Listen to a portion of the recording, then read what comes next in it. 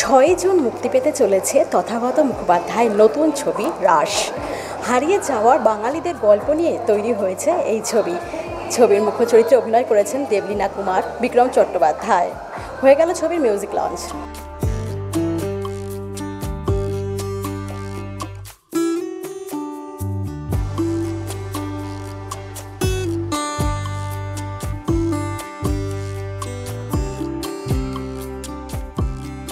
শুধুমাত্র ছবি ছিল না, আমার ব্যক্তিগত অভিজ্ঞতার জায়গা থেকে, কারণ আমার ব্যক্তিগত অভিজ্ঞতার অনেক কিছু এই সিনেমাটার সাথে জড়িয়ে আমরা অনেকটা উৎসব করেছি এই সিনেমাটা বানানোর জন্য, এবং এই উৎসবটাই ছবি ছিল।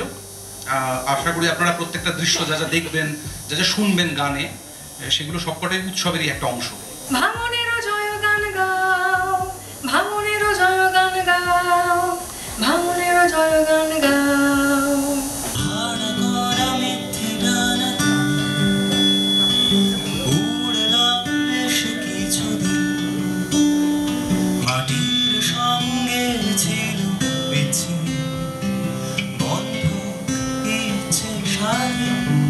ঘটনাচক্রে আমি আমার একই ছবিতে দুটো প্রযোজকের সাথে কাজ করছি, আমি খুবই ভাগ্যবান।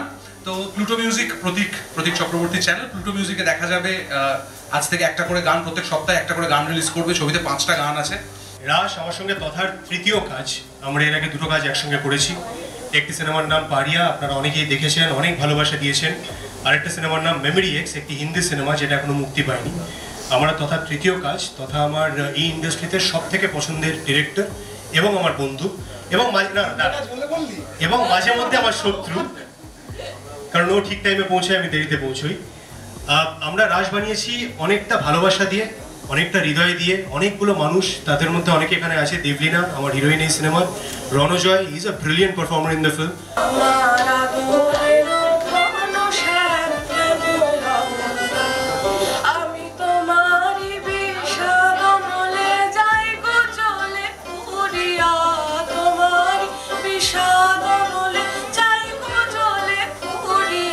পঞ্চস্বরের বেদনা মাধুরী দিয়ে বাসর রাত্রি রচিব না মোরা প্রিয়ে।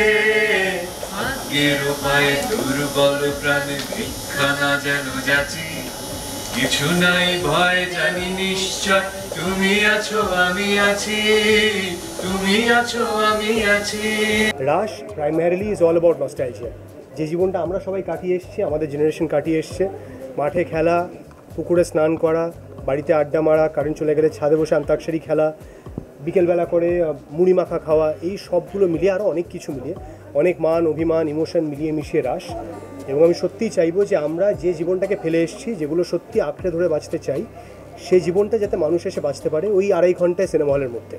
নস্টালজিয়া দিয়ে এবং নিয়ে পুরো ছবিটা তৈরি, যেগুলো আমরা এখন আর পাই না। এবং তার সর্বপ্রথম হচ্ছে, আগে যখন হলে যেতাম আমরা ভাবতাম যে আজকে আমরা সিনেমা দেখতে যাব, তার জন্য মানে সারা দিনের প্ল্যানিং থাকতো, এই জামা পরে যাব, গিয়ে এইটা খাবো, সেলিব্রেশন ছিল এক্স্যাক্টলি। তো সেইগুলো এখন হারিয়ে যাচ্ছে। মানে সেটা আচার খাওয়াই হোক, সেটা সিনেমা দেখতে যাওয়াই হোক, সেটা পাড়ার রবীন্দ্র জয়ন্তী অনুষ্ঠানে হোক, অনুষ্ঠান তো এখনো প্রচুর হয়, কিন্তু কত নাটক করতাম না, নাটক, বাড়ির নিচে রিহার্সাল যেগুলো হতো, সেইগুলো যেগুলো জীবন থেকে হারিয়ে গেছে, সেটা নিয়েই রাস।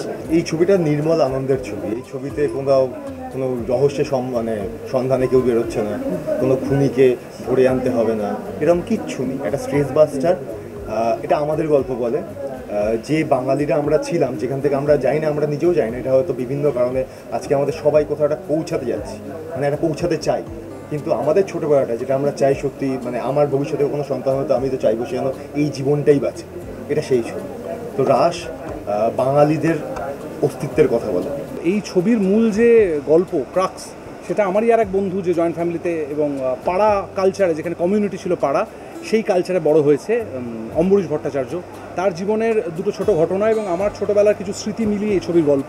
আমরা যে ছোটোবেলাটা মিস করি, সেইটাই এই ছবির মূল ক্রাক্স। আসলে এই জীবনটা আমরা বেঁচেছি। আর তরুণ মজুমদার কিংবা সেই সময়ের যে মলিন না হওয়া গল্পগুলো রয়েছে এবং সময়গুলো, মানুষগুলো রয়েছে, তাদেরকে কোথাও 2025 আমি বড্ড মিস করি। রাশের প্রিটিজারে যেটা ছিল যে কিছুই কি হারিয়ে যায়, কিছুই হারায় না, সবই থেকে যায়। আমার মনে হয় আমার ভেতরে যেগুলো থেকে গেছে সেগুলো দিয়ে আমি রাশকে কোথাও প্রকাশ করতে চেয়েছি। যৌথ পরিবার একটা ফেজ অবধি চলে, তারপরে নতুন ব্রাঞ্চ আউট করে, সেভাবেই কিন্তু আমাদের সোসাইটি বড় হয়েছে। কিন্তু যেটা হারিয়ে যাচ্ছে অ্যাকচুয়ালি, যেরকমই পরিবার হোক না কেন, আত্মীয়তা মানে ক্লোজনেস নিজের স্বার্থ বাদ দিয়ে সেটা কোথাও হারিয়ে যাচ্ছে, মানুষের মধ্যে ইনোসেন্সটা হারিয়ে যাচ্ছে। সেটা কেন হচ্ছে, তার একটা বড় কারণ হচ্ছে স্ট্রাগল। মানুষের জীবনে স্ট্রাগল অনেক বেড়ে গেছে। আগে আমরা যখন ছোট ছিলাম আমাদের জীবনটা অনেক সিম্পল ছিল। যেহেতু আমি 5টা দশক দেখেছি, 70s, 80s, 90s, এই ফেজগুলো দেখেছি, চেঞ্জেসগুলো দেখেছি, বুঝতে পেরেছো?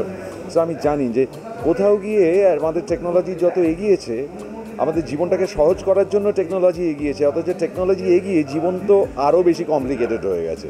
রাস একটা মিষ্টি ছবি এবং এই ছবিটা আমাদের বলছে কেন আমাদের শিকড়টা ধরে রাখাটা জরুরি। একটা পরিবার, ভালোবাসা, একটা পরিবার কীভাবে বড় হয়, কীভাবে আত্মীয়তা তৈরি হয়। আত্মীয়তা কিন্তু সবসময় ব্লাড রিলেশন নয়, আত্মীয়তা হচ্ছে আত্মার সংযোগস্থল। অর্থাৎ কিনা আমার ইনস্টিংক্ট, আমার ভালো লাগা, আমার ভালোবাসা একে অপরের সঙ্গে জড়িয়ে থাকা এবং স্বার্থহীনভাবে, একটাই স্বার্থ, ভালোবাসা, দ্যাটস ইট। যৌথ পরিবার তো অনেকদিন আগে থেকেই ভাঙা শুরু হয়ে গেছে, সেই সঙ্গে বাঙালিয়ানাও কোথাও যেন একটা হারিয়ে যাচ্ছে, এমন একটা বিষয় নেই তৈরি হয়েছে ছবি রাস। এরকম আরও নতুন আপডেট পেতে আপনারা চোখ রাখুন আর্টিস্ট টিভি HD পর্দায়।